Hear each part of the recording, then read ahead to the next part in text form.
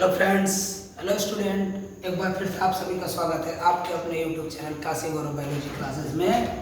और अगर आप ऐप पर पढ़ना चाहते हैं तो आप यूट्यूब जाकर के प्ले स्टोर से साइंस जंक्शन नाम का ऐप डाउनलोड करिए और वहां आपको सभी क्लास के सभी लेक्चर्स मिल जाएंगे।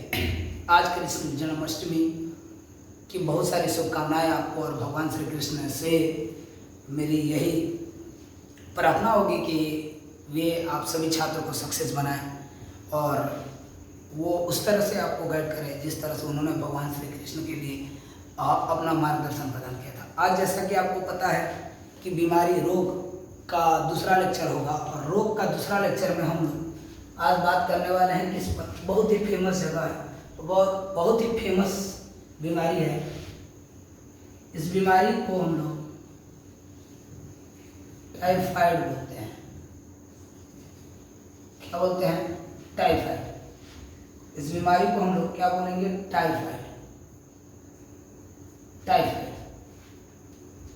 टाइफाइड यह एक विशेष प्रकार की बीमारी है। आमतौर पर इसको मियादी बुखार भी बोला जाता है। मियादी बुखार भी बोला जाता है, या इसको आंत ज्वर भी बोला जाता है। आंत में बुखार आ जाता है। इस बात से आप सभी अच्छे से पता कर पाएंगे कि आखिर टाइफाइड है क्या। इस शब्द जो टाइफाइड है, इसके कारण आपके आंत में समस्या आ जाती है और कोलोन में समस्या आ जाती है। या तो ये आपके छोटी आंत में छेद कर सकता है और आपके कोलोन जो मलाशय होता है उसके पास उपस्थित होता है यह भाग, और वहां पर ये डैमेज कर सकता है। वास्तव में टाइफाइड जो बीमारी है, यह जिससे फैलता है वह है जीवाणु। अब जीवाणु से कैसे फैल रहा है? तो टाइफाइड बीमारी को जो जीवाणु फैलाता है उस जीवाणु का नाम है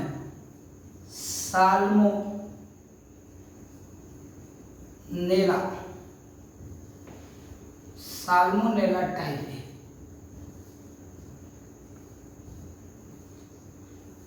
ध्यान से समझिएगा मेरे प्यारे स्टूडेंट, ये जो बीमारी है साल्मोनेला टाइफी। साल्मोनेला टाइफी एक प्रकार का टाइफाइड को उत्पन्न करने वाला एक विशेष प्रकार का क्या होता है बाबू? जीवाणु होता है। तो जो साल्मोनेला टाइफी है, यह साल्मोनेला टाइफी आपके शरीर में प्रवेश करता है कुछ विशेष प्रकार से। जैसे आपने क्या किया, आपने दो चीजें की। यदि आपने गंदा या दूषित जल ले लिया, गंदा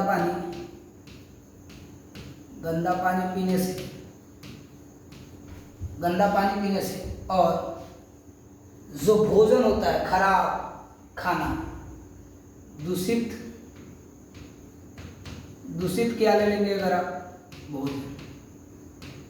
इस कारण से ये आपके शरीर में, इन दोनों से आपके शरीर में प्रवेश करेगा।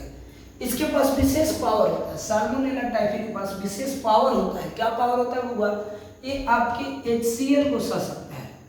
HCl हाइड्रोक्लोरिक एसिड जो किस में पाया जाता है? पेट में पाया जाता है।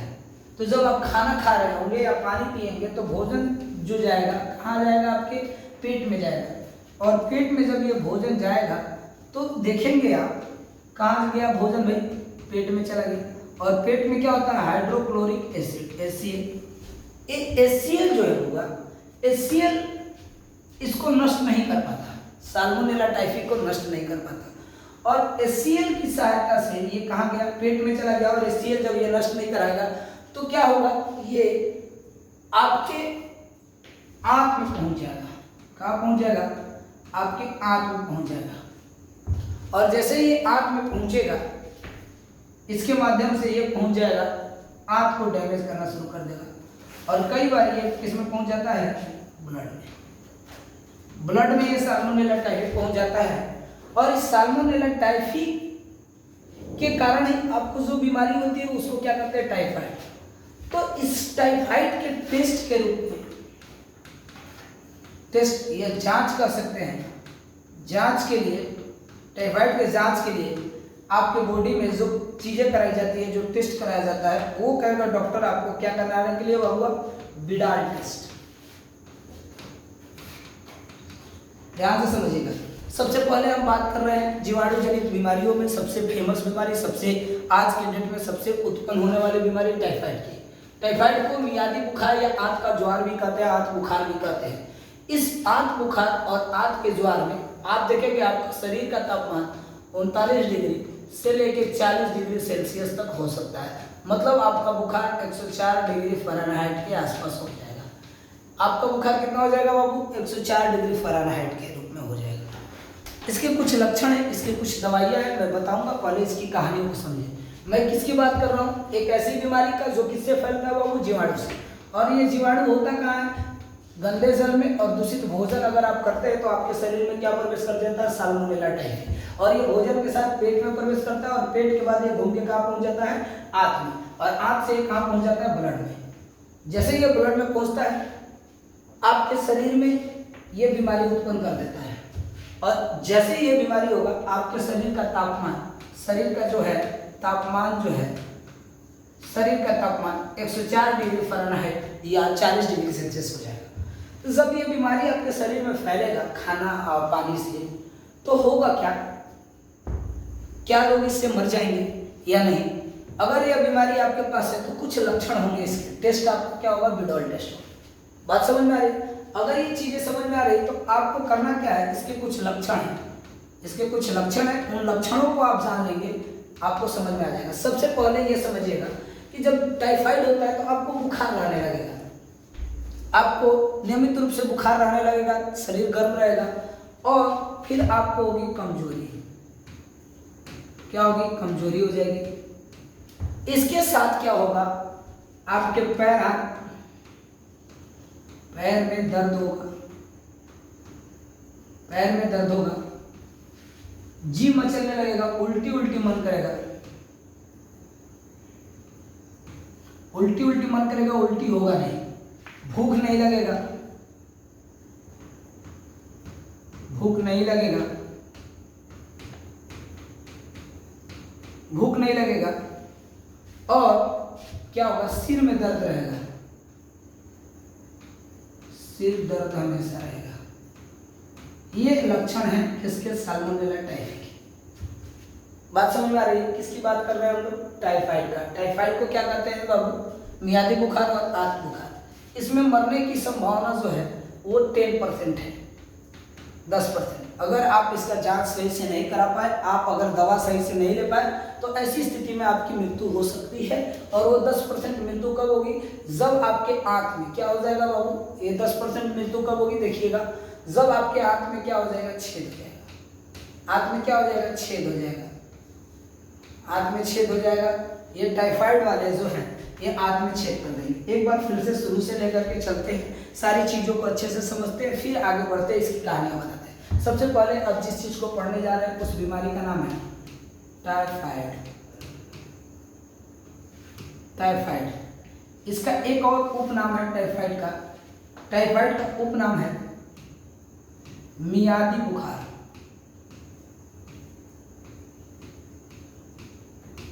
बुखार। और इस मियादी बुखार को हम लोग आंत ज्वार भी कहते हैं,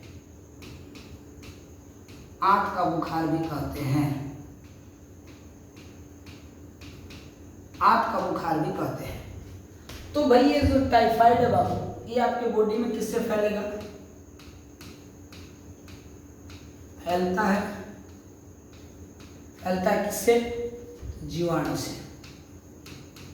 किससे फैलता है? जीवाणु से। और जिस जीवाणु से फैलता है उस जीवाणु का नाम क्या है? Salmonella typhi. क्या है? Salmonella typhi. और ये साल्मोनेला टाइफी आपके शरीर में प्रवेश करता है। किस कारणों से शरीर में प्रवेश करेगा? दो चीजों से शरीर में प्रवेश करेगा। फर्स्ट तो आप क्या करेंगे? गंदा पानी पिएंगे, गंदा जल या पानी पिएंगे, अथवा खराब खाना खाएंगे, खराब भोजन। जो चाट फुचका गोलगप्पा रोड पे आप लोग खाते हैं, उन चीज़ों से अगर वो स्वच्छ ना हो, साफ ना हो, तो ऐसी स्थिति में ये गंदे पानी और खराब भोजन से क्या हो सकते हैं, आपके शरीर में फैल सकते हैं। जब ये जाएंगे तो ये इसके भोजन के माध्यम से, किसके माध्यम से, गंदा जल और ये आपका क्या हो जाएगा, भोजन। तो इस भोजन के माध्यम से, इस भोजन के माध्यम से ये आपके शरीर में चले जाएंगे। और कहाँ जाएंगे शरीर में भाई, ये भोजन के द्वारा, भोजन के द्वारा सबसे पहले कहाँ पहुंचेंगे, पेट में।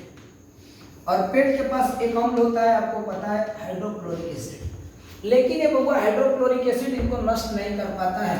हाइड्रोक्लोरिक एसिड से ये नष्ट नहीं होंगे, नष्ट नहीं होने वाले हैं, नष्ट नहीं होते हैं, नष्ट नहीं होंगे। और अगर ऐसी स्थिति में नष्ट नहीं होंगे तो ऐसी स्थिति में ये पेट से फिर कहाँ पहुंच जाएंगे, आपके आंत में। आंत को ये डैमेज करेंगे और कई बार ये आंत में क्या कर देते हैं, आंत में छेद भी कर सकते हैं, अगर आपने इनको नहीं पकड़ा तब। ऐसी स्थिति में आंत में छेद हो जाएगा। अब इसका क्या है, कैसे चीजें होती है, लक्षण क्या है भाई, सबसे पहले लक्षण समझते हैं। लक्षण इसका क्या है, बुखार आएगा और कितना डिग्री सेल्सियस होगा, 40 डिग्री सेल्सियस ताप होगा आपके शरीर का, मतलब कितना, 104 डिग्री फ़ारेनहाइट आपके बॉडी में तापमान है। अब अगर आप चाहते हैं कि इसको टेस्ट करें, टेस्ट इसका क्या है बाबू, Widal test. Widal test blood का टेस्ट होता है, उसमें आप साल्मोनेला टाइफी को जांच सकते हैं। अगर ये आएगा, ये चीजें इसको दिखाएंगे। अब इसके साथ साथ इसमें कुछ चीजें आने लगेंगी, जैसे आपके सबसे ज्यादा क्या होगा, सर दर्द होगा। फिर क्या होगा, भूख नहीं लगेगा।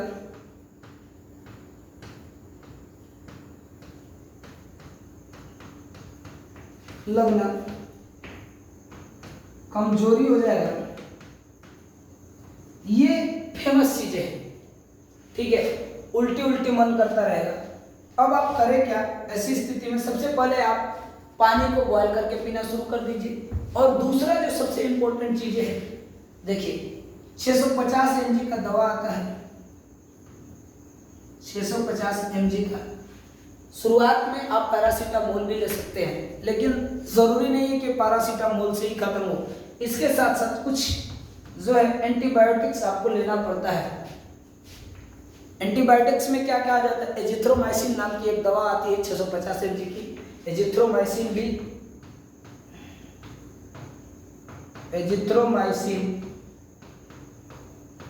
भी बड़ा इंपॉर्टेंट है।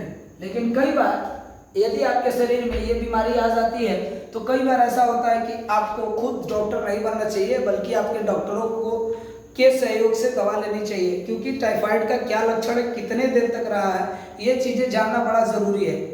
ऐसी स्थिति में आप कई तरह की दवाओं का प्रयोग भी कर सकते हैं। तो टाइफाइड में आप ये चीज़ों का ध्यान रखेंगे। दूसरी, समय समय पर खाना खाते रहेंगे, भूख तो नहीं लगेगा, लेकिन बार बार आपको क्या करना पड़ेगा, दवा खाना पड़ेगा। आजकल सिप्रोफ्लॉक्सासिन नाम की एक दवा भी आ रही है जो काफ़ी इंपॉर्टेंट है टाइफाइड में। सिप्रोफ्लॉक्सासिन बहुत फेमस एंटीबायोटिक है। सिप्रोफ्लॉक्सासिन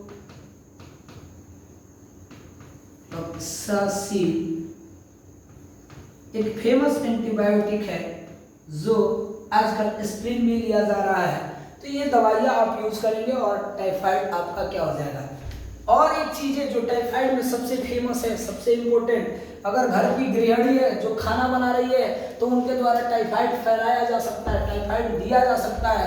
बाबू एक बहुत फेमस इस पर कहानी बनी थी। अब कहानी कहाँ की है, तो जहाँ जैसे ही बात करेंगे, ब्रिटेन में एक गृहिणी थी जो खाना बनाती थी और वो होटल भी चलाती थी, और खाना भी बनाती थी।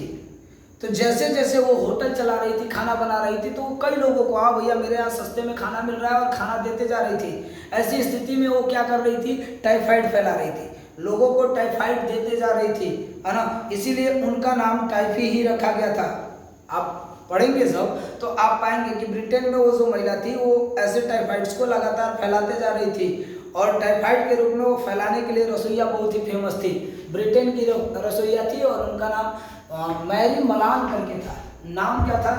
ब्रिटेन की मैरी मलान। ये इंपॉर्टेंट है। ये क्या कर रही थी? इसको टाइफी भी बोला जाता है। क्या बोला जाता है? टाइफी। ये एक रसोइया थी जो कई वर्षों तक टाइफाइड से ग्रसित थी और इनके होटल में, रेस्ता में बहुत लोग खाना खाने आते थे और ये अपने रेस्ता में आने वाले लोगों को बहुत बार खाना खिलाते रहती थी। तो बहुत फेमस बीमारी है टाइफाइड, जो फैलता है साल्मोनेला टाइफी से। यहाँ तक अगर आपको समझ में आ गया हो तो आगे चलते हैं। देखिए आपके एनसीईआरटी में बहुत सारी चीजें जो है नॉर्मली दी हुई है, तो आप एक बार क्या करेंगे बाबू, इसका स्क्रीनशॉट ले लेंगे जो आपके लिए बहुत ही इंपॉर्टेंट है। एक बार इसका स्क्रीनशॉट लीजिए, तब तक मैं भी पानी पी लेता हूँ और फिर आगे चलते हैं।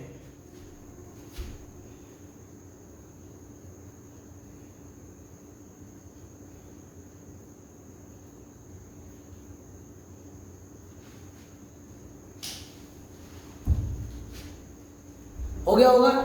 चलिए आगे चलते हैं। अगर टाइफाइड के बाद बात करेंगे तो आजकल कई सारी बीमारियां आ रही है। एक बड़ी ही फेमस बीमारी है निमोनिया।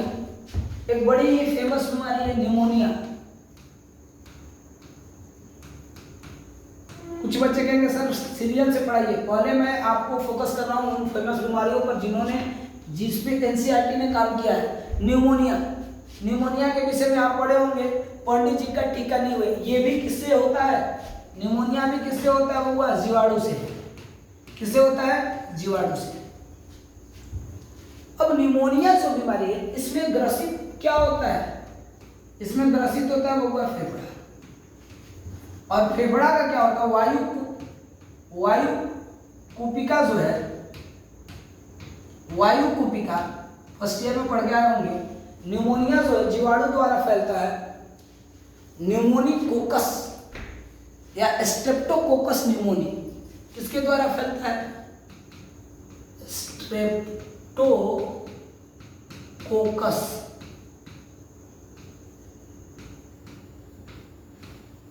न्यूमोनी। ये स्ट्रेप्टोकोकस न्यूमोनी न्यूमोनिया फैलाता है। बच्चों में ज्यादातर देखने को मिलता है, ऐसे बड़ों में भी होता है। और इसमें कौन सा अंग ग्रसित हो जाता है? वो फेफड़ा ग्रसित हो जाता है। क्या ग्रसित हो रहा है? फेफड़ा। यहाँ तक समझ में आएगा? जब ये न्यूमोनिया होता है और फेफड़ा में सबसे क्या ग्रसित होता है? वायु कुपिका। वायु कुपिका में सूजन आ जाएगा। सूजन आने के कारण क्या होगा? आप श्वास लेने में समस्या आ जाएगी, आप थके थके से रहने लगेंगे, आपके गले खड़खड़ाने लगेंगे। इस तरह की ये बीमारी निमोनिया है। ये ज्यादातर देखने को नहीं मिलती, लेकिन आपके एनसीईआरटी ने इसके विषय में काफी अच्छे से दिया हुआ है। यहाँ तक समझ में आ रहा होगा? स्ट्रेप्टोकोकस क्या है? निमोनिया। अगर हम बात कर रहे हैं चीजों का, तो यहाँ पे बहुत सारी हमारे पास बीमारियों का एक क्या है? डाटा है जो किससे होने वाले बीमारियों को देखते हैं हम लोग। निमोनिया देखिए स्ट्रेप्टोकोकस निमोनिया से होता है। और क्या होता है? वायु द्वारा श्वसन तंत्र प्रभावित हो जाता है। अब यदि किसी व्यक्ति को निमोनिया है, यदि किसी व्यक्ति को निमोनिया है और वो आपके सामने खांसता है, छींकता है, तो ऐसी स्थिति में उसके छींक और खांस से निकलने वाले छोटे छोटे जो जल का कण होता है, उस कण के द्वारा वो आपके बॉडी में प्रवेश कर जाता है। और जब वो प्रवेश करता है तो आपकी बॉडी को क्या कर सकता है? डैमेज कर सकता है। ठीक है। दूसरा हमारा कौन सा है? टाइफाइड। ठीक है। टाइफाइड में आपने देखा होगा कि खराब जल के द्वारा होता है, आंत प्रभावित हो जाता है। अगर इन दोनों की बात कर ले तो एक बहुत फेमस बीमारी आजकल आपके यहाँ चल रहा है और हम लोग भी देख रहे हैं, सबसे फेमस बीमारी होता है, बहुत जल्दी होता है, जो इन्फेक्टेड खांसी होता है, सामान्य तौर पर राइनो वायरस द्वारा फैलने वाला। ठीक है। किस वायरस द्वारा? ये निमोनिया के बाद निमोनिया देख लेंगे। निमोनिया बहुत ज़्यादा फेमस तो नहीं है, लेकिन नॉर्मली आपको इतना जानना है इसमें। और इसके बाद आप देखेंगे एक खांसी होता है, नॉर्मल खांसी। इसको ज़्यादा लिखने की जरूरत नहीं, सिंपल ही समझ लेना है। नॉर्मल खांसी एक ऐसी बीमारी है जिसमें क्या करता है? व्यक्ति खांसते रहता है और सबसे तेजी से वायरल होने वाला, बहुत तेजी से संक्रमित होता है। जब कोई व्यक्ति नॉर्मल सामान्यतः मौसम चेंज होता है तो राइनो वायरस उसके बॉडी में प्रवेश कर जाता है और उसको सर्दी और खांसी आ जाता है। तो ये सर्दी और खांसी में बोलने में समस्या आएगी, गला भारी हो जाएगा, नाक से लगातार पानी निकलने लगेगा। इस तरह के चीज़ों को हम वायरल जो होता है खांसी बोलते हैं और ये 3 से 5 दिन में अपने आप ठीक हो जाता है। तो इन चीज़ों के लिए ज़्यादा दिक्कत करने की, समस्या करने की जरूरत नहीं। अगर आप ऐसी स्थिति आता है तो आप गर्म जल, गर्म पानी, गुड़ ले सकते हैं, ये फेमस रहेगा। इन सब में एक सबसे फेमस बीमारी है मलेरिया। मलेरिया, अगर हम बात करते हैं मलेरिया की, सबसे पहले देखेंगे मलेरिया। मैं आऊँगा फिर से इस पे। मलेरिया जो है वो किसके द्वारा होता है बाबू? तो प्रोटोजोआ द्वारा होने वाली एक बहुत फेमस बीमारी है। किसके द्वारा होने वाली बहुत फेमस बीमारी है? प्रोटोजोआ के द्वारा होने वाली बहुत फेमस बीमारी है। ठीक है, अब प्रोटोजोआ के द्वारा होने वाली जो बीमारी है मलेरिया, इसके विषय में हम जानना चाहते हैं कैसे ये फैलता है। ध्यान से समझिएगा, बहुत ही फेमस है, बहुत ही अच्छे से इसको समझना होता है क्योंकि ये आपके एग्जाम के लिए बड़ा ही इंपॉर्टेंट है। मलेरिया, आपको पता होगा मलेरिया फैलाने वाला कौन सा है प्रोटोजोआ। प्रोटोजोआ। और प्रोटोजोआ कैसे निकलता है भाई? तो मलेरिया फैलता है किससे? मच्छर से। और मच्छर से भी कौन सा मच्छर है? मादा एनोफिलिस। मादा एनोफिलिस। मादा एनोफिलिस जो मच्छर है वो आपके शरीर में क्या करेगा? प्रवेश नहीं करेगा, बल्कि मादा एनोफिलिस करेगा क्या? आपको बाइट करेगा, काटेगा। मादा एनोफिलिस आपके शरीर में क्या करेगा? बाइट करेगा, काटेगा। जब ये काटेगा तो काटते समय ये अपना प्रोटोजोआ, प्रोटोजोआ का नाम है प्लाज्मोडियम। प्रोटोजोआ का क्या नाम है? प्लाज्मोडियम। प्रोटोजोआ का नाम होता है प्लाज्मोडियम।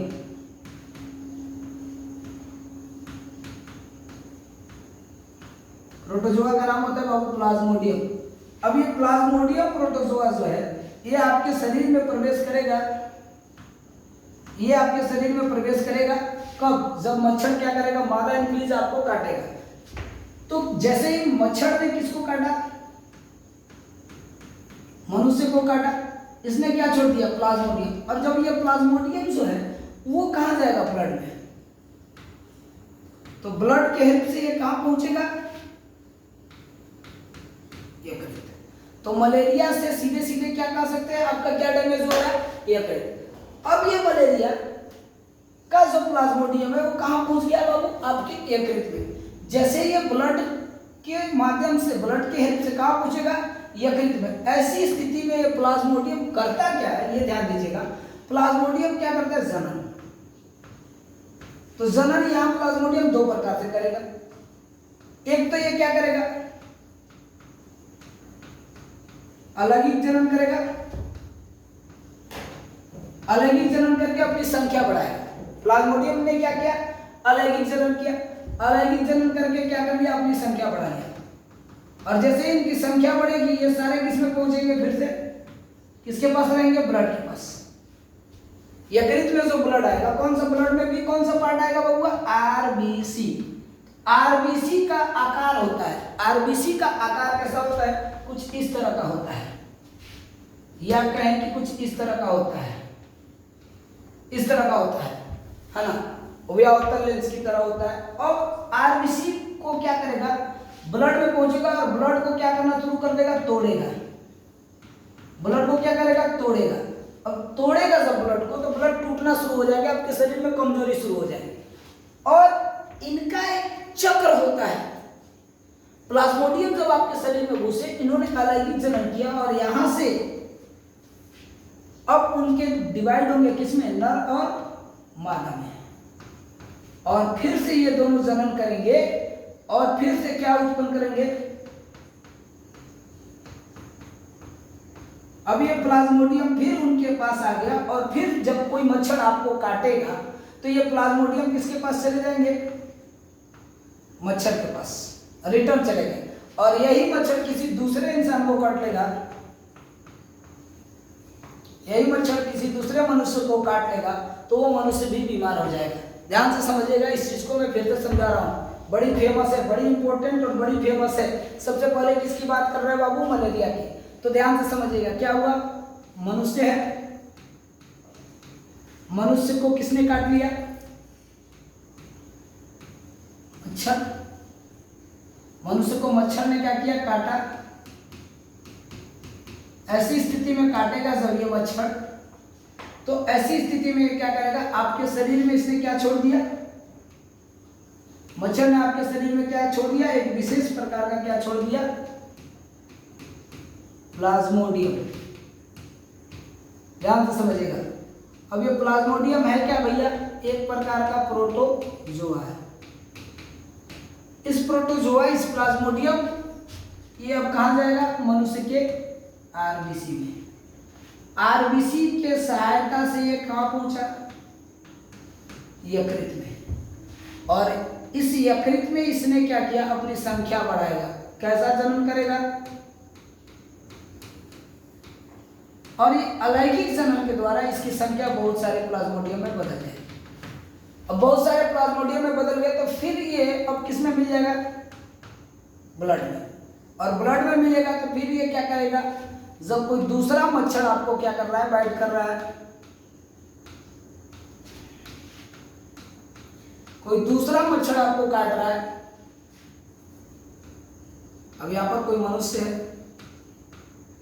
वही मनुष्य, उसी मनुष्य को किसी दूसरे मच्छर ने क्या किया, काटा। तो अब ये प्लाज्मोडियम इसके आंत में चला गया, दूसरे मच्छर के किस में चला गया, आंत में।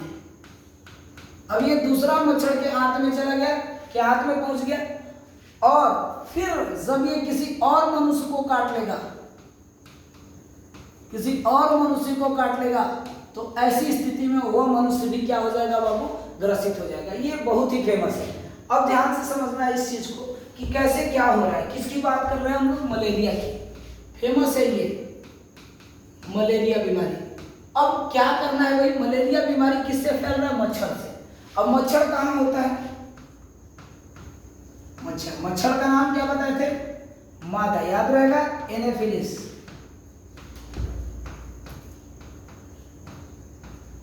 मादा एनोफिलिस।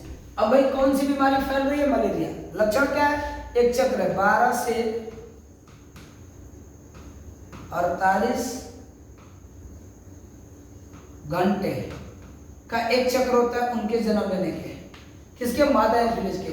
एक बार बुखार आएगा, घंटे में क्या आएगा, एक बार बुखार आएगा, एक बार क्या आएगा, बुखार आएगा, ठीक है।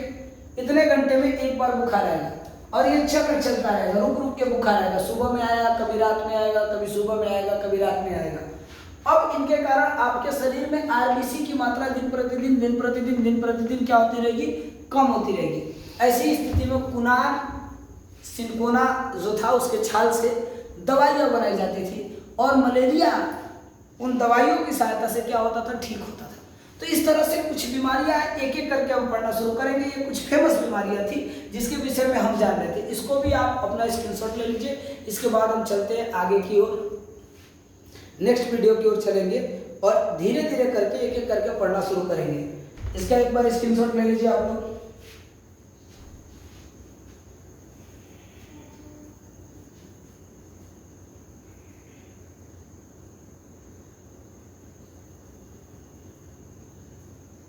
ठीक है, तो एक एक करके हम पढ़ना शुरू करेंगे।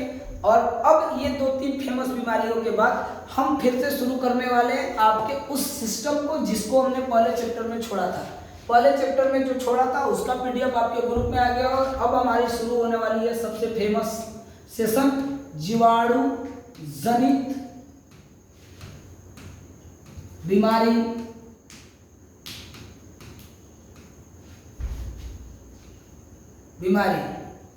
और क्या कह सकते हैं इसके उपचार।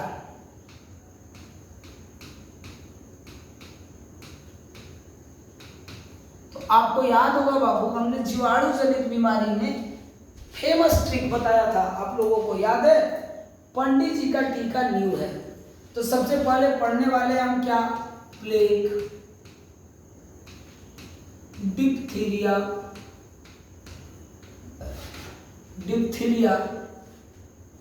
तपेदिक,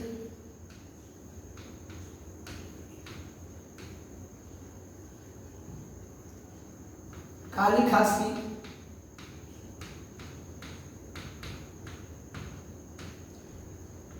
कुष्ठ रोग,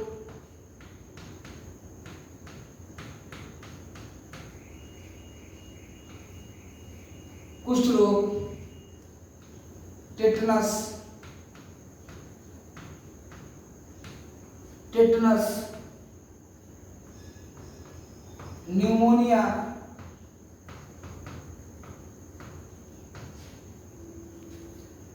तपेदिक प्लस क्या कर लीजिए टाइफाइड,